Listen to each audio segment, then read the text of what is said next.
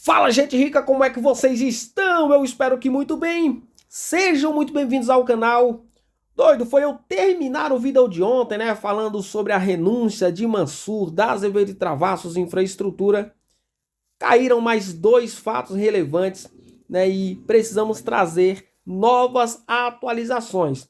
E se eu fosse você, eu ficaria nesse vídeo até o final, principalmente você que é acionista de Azev 3 ou Azev 4, que aqui iremos falar, né, de mudança de controle acionário, vamos falar aqui da venda da MKS, vamos falar aqui também do memorando de entendimento com a Jive, né, onde a companhia pretende levantar cerca de 401 querela de milhões de reais para garantir os investimentos na Rota Verde, né, no consórcio Rota Verde. Vamos falar também de OPA, porque todos esses movimentos aqui também vai resultar numa OPA, e quando nós falamos de OPA, logo entendemos, né, que as ações podem ser deslistadas da bolsa, né?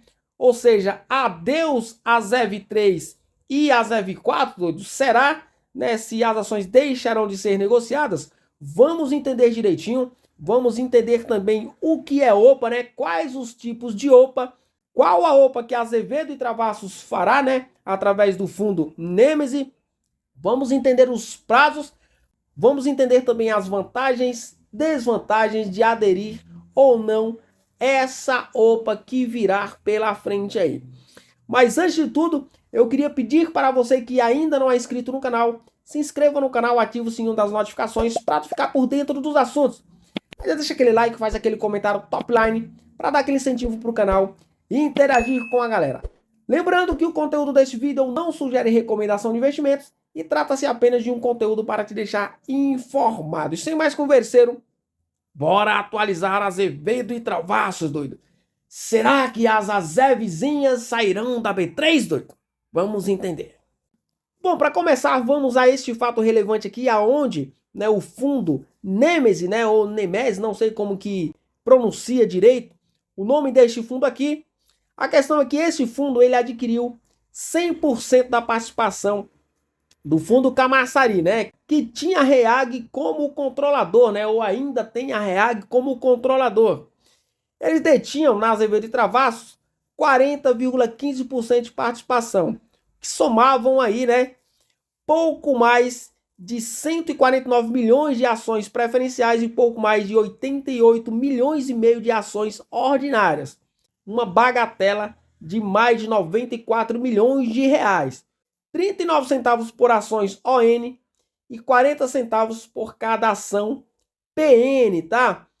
E foi justamente essa aquisição aqui que obrigou este fundo a fazer uma OPA, porque de acordo com a lei das SAs, quando algum investidor, algum controlador, ele atinge um determinado percentual, ele é obrigado a propor para os acionistas minoritários uma oferta pública de aquisição.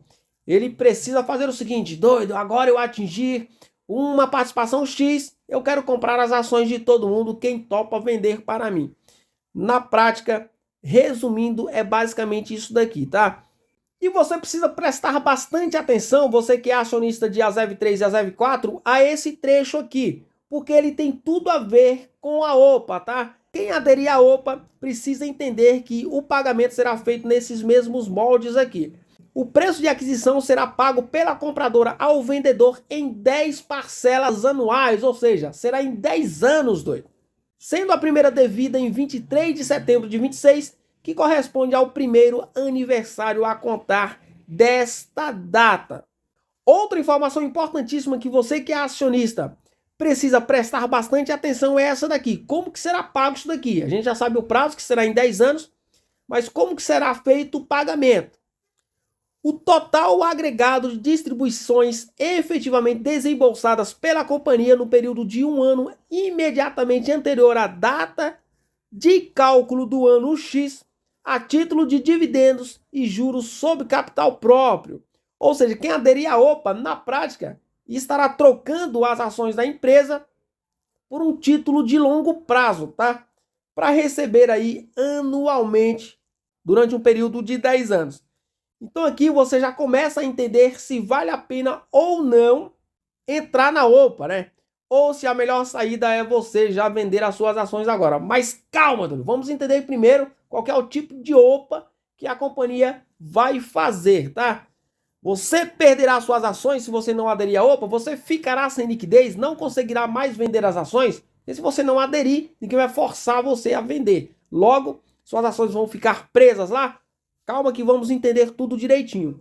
Ao contrário das 9 primeiras parcelas, a parcela 10 será nos seguintes moldes.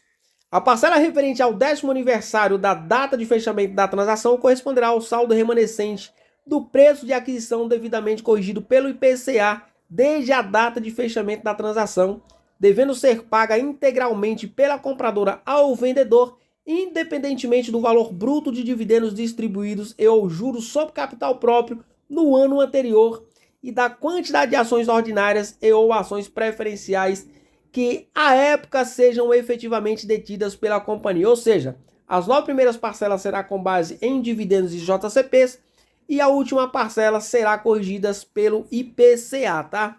Além dessa aquisição aqui, né, da Nemesis ter comprado a fatia do fundo Camaçari, eles também venderam a MKS para o próprio, né, para o fundo Camaçari, pelo preço de R$1. Aí a gente entende que aquela queda, né, de 11% do pregão anterior não teve a ver com essa mudança de controle, né, com essa redução de controle, visto que essa compra aqui, né, não foi uma enxurrada de ações despejadas no mercado. Foi uma transação feita aqui, né, apenas saiu da mão de alguém para ir para a mão de outro alguém.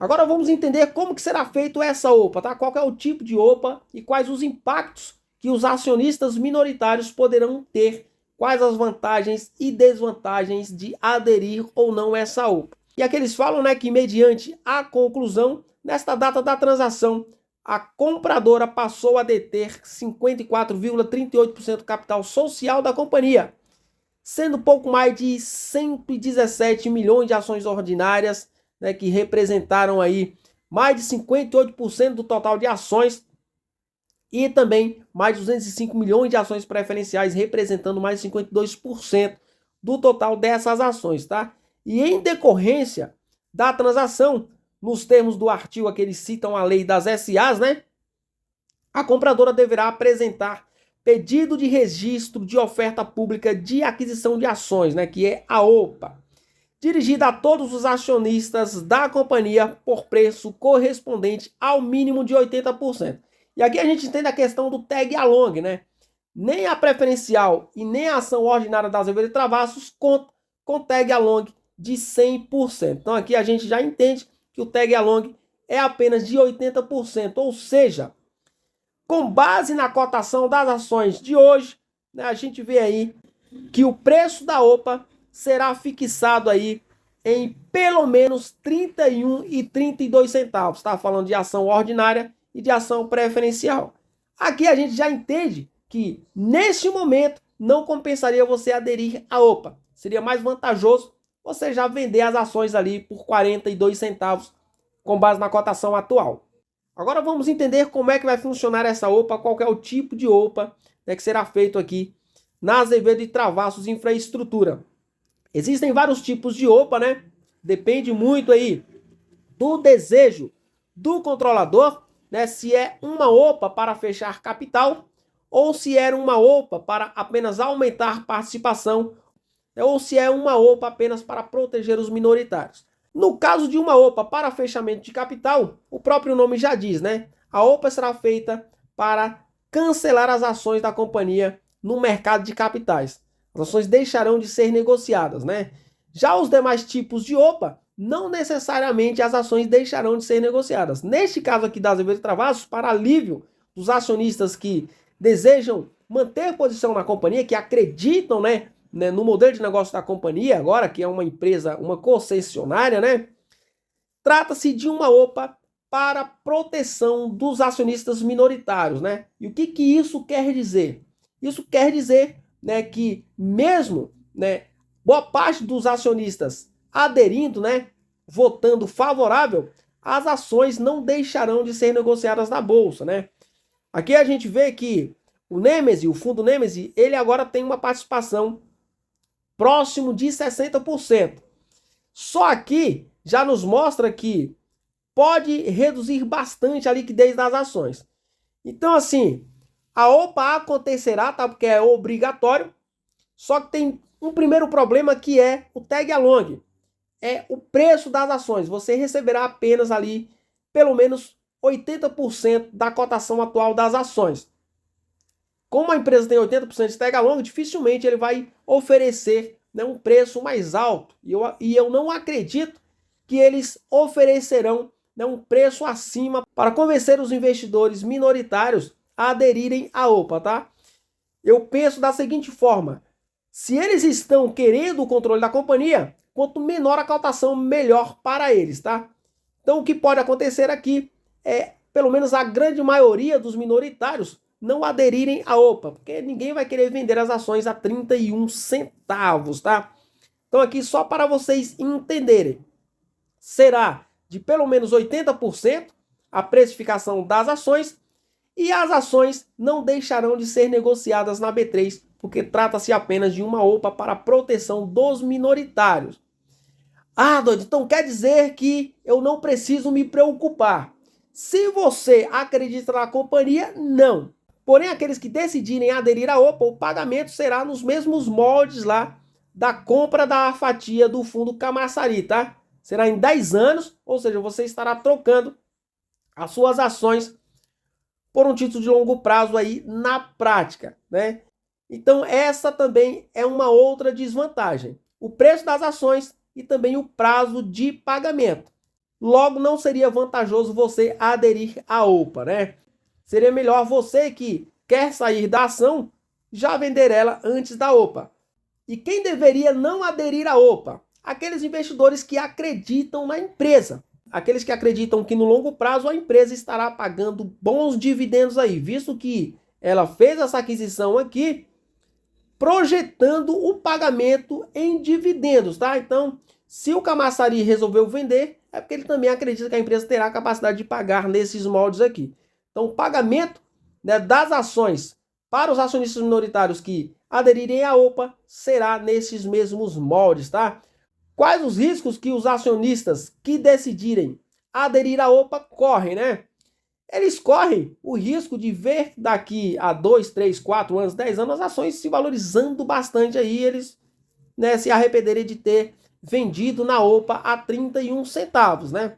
Porém, quem não aderir à OPA também corre o risco do negócio não dar certo, tá? Então você precisa entender tudo isso daqui. Agora, como que funcionam os prazos da OPA? A partir do momento, né, que um acionista ele atinge, né, a quantidade máxima, o percentual máximo que lhe obrigue a fazer uma OPA, ele tem 30 dias para protocolar na CVM um pedido de oferta pública de aquisições, tá? A CVM não tem um prazo, né, estipulado ali para fazer análise deste pedido protocolado. Porém, geralmente acontece entre 5 e 15 dias. Né? Neste período aí, entre 5 e 15 dias, a CVM já analisou e já validou ou não a OPA. Uma vez a CVM validando a OPA, né, aprovando a OPA, os acionistas minoritários eles têm um prazo de 20 dias para decidirem aderir ou não. Passado esse prazo, a OPA acontece. Então, quem aderir já está ciente que vai receber a quirela das suas ações em 10 anos, nesses moldes aqui, com base em dividendos e a última parcela com base na correção pelo IPCA.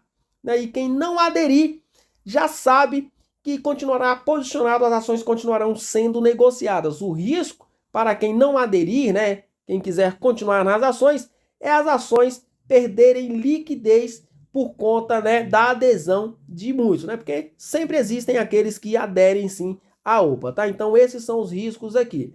As ações da ZEV3 e a ZEV4 não deixarão de ser negociados em bolsa de valores após essa OPA, beleza? Agora vamos ao segundo fato relevante, né, que trata-se da assinatura de um memorando de entendimento firmado aí entre a Azevedo e Travassos, né, e o FCR Fundo de Investimentos, que é um fundo gerido pelo fundo JIVE, né, o JIVE, sei lá como é que pronuncia o nome dessa febre do rato aqui. E o memorando de entendimento, ele estabelece em caráter vinculante os principais termos e condições para a realização de um financiamento ponte de 50 milhões de reais, né, pelo fundo JAIVE em favor da companhia, com prazo de 6 meses prorrogáveis por até 3 meses adicionais, e também a contratação de um financiamento de longo prazo adicional de até 414 milhões de reais destinado aí às concessões de infraestrutura operadas pela companhia, né? A Rota Verde e a Rota Agro. Os recursos do financiamento ponte serão utilizados para pagamento de custos e despesas correntes da companhia e suas subsidiárias, bem como para investimentos de capital no projeto complexo de energia Boa Ventura a ser desenvolvido junto a Petróleo Brasileiro, que foi aquele leilão vencido pela Reptos, né, junto com uma outra companhia. E nos termos do memorando, a implementação das operações está sujeita, entre outras condições precedentes previstas no memorando, à aquisição pela Nemedes, né, ou seja, comprar 100% da participação do Camaçari na Azevedo e Travassos, tá? E também a venda da MKS, bem como, né, a assinatura do contrato referente ao leilão vencido pela companhia, né, junto ali à Petrobras, né, que foi um leilão que a companhia disputou e venceu junto com a construtora Colares Linhares. Então essas são as condições aqui, ou seja, aqui Gabriel Freire matou 2 coelhos com uma cajadada só, né? E meio toda essa confusão aí, né, do escândalo da REAG, né, junto a essas fuleiragens aí do PCC, ele ao mesmo tempo retirou o nome REAG do grupo e também já está aumentando a participação na companhia, ou seja, retomando o controle da companhia. Na verdade, foram 3 coelhos, né? E também garantindo aí mais de 460 milhões de reais para reforçar a estrutura de capital da companhia e garantir os investimentos nas principais linhas de receitas futuras da companhia, que são as concessões rodoviárias, tá? Então, assim, agora os olhares voltam para Azevedo e Travassos. A gente precisa esperar como que vai ser feito toda essa questão aí da OPA, né? Só que não dá para a gente prever como que será a performance das ações, né? É bom até quem está de fora esquecer até a performance das ações, olhar mais antes de montar participação para o desenrolar de todos esses fatos aqui, tá? Porque o potencial é grande da companhia, porque ela mantém todas as empresas, com exceção da MKS, dentro do seu portfólio, né? Dentro do seu grupo. Todas as empresas incorporadas, né? Lá na fusão, a Viva Ambiental e essas empresas também aí das concessões rodoviárias, elas continuam dentro do grupo, também junto com a Reptos. Apenas a MKS, que também era uma empresa que já vinha ali com alguns problemas, a MKS ela sai e ela fica ali com o fundo Camaçari, tá? Então, ao mesmo tempo, ele garantiu investimentos, reforçou a estrutura de capital da companhia, ele desvinculou a companhia do escândalo da REAG e também reassumiu o controle da companhia. Neste vídeo aqui eu espero ter esclarecido a questão da mudança de controle, né? Espero ter esclarecido também aí essa questão aí, né, da OPA, né? E também essa questão aqui do financiamento que garantirá os investimentos daí de uma das principais linhas futuras de receita da Azevedo e Travassos Infraestrutura, que são as concessões rodoviárias, beleza? O vídeo de hoje foi esse. Desculpem aí por ter ficado um pouco longo, mas era necessário, tá? Até o próximo vídeo, forte abraço, fui!